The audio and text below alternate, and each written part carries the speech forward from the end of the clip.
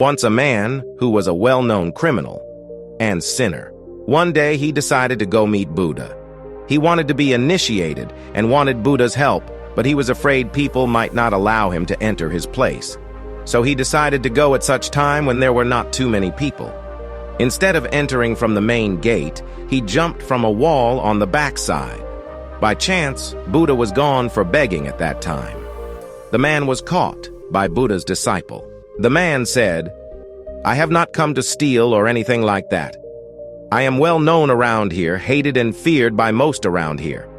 I was just afraid that you wouldn't allow me through the main gate, that's why I came from back. You might not believe, but I want to become sannyasi, that's why I came here." Then the disciples took him to another disciple named Sariputra, who was a great astrologer and who had the capacity to read people's past lives. Disciples asked Sariputra, "Please look into this man's past life. In this life, he is a murderer, a sinner. But maybe he earned some fortune in his past lives, and that's why now he wants to become a sannyasi." Sariputra looked into his past thousands of lives, but he was always the same. Even Sariputra started trembling and said, "He is so dangerous. For thousands' life, he was always a sinner. It is impossible. Any change in this man is impossible. Even Buddha can't do anything." Saying this, Sariputra asked disciples to take him out immediately.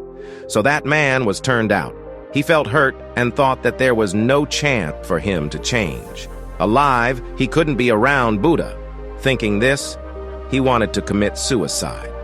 So, just around the main gate corner, he started to hit his head against a stone wall to kill himself. Just then, Buddha was returning from begging. Seeing the man, he stopped him and took him inside.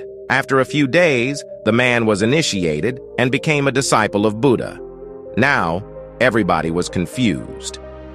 Sariputra went to Buddha and said, "This man has lived 1,000 lives of misery and has been a sinner. How can this man become initiated in some days? If this man can be enlightened someday, then what is the point of looking into people's past lives?"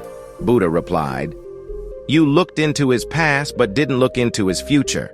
Any moment a person decides to change, he can change. The very decision is decisive.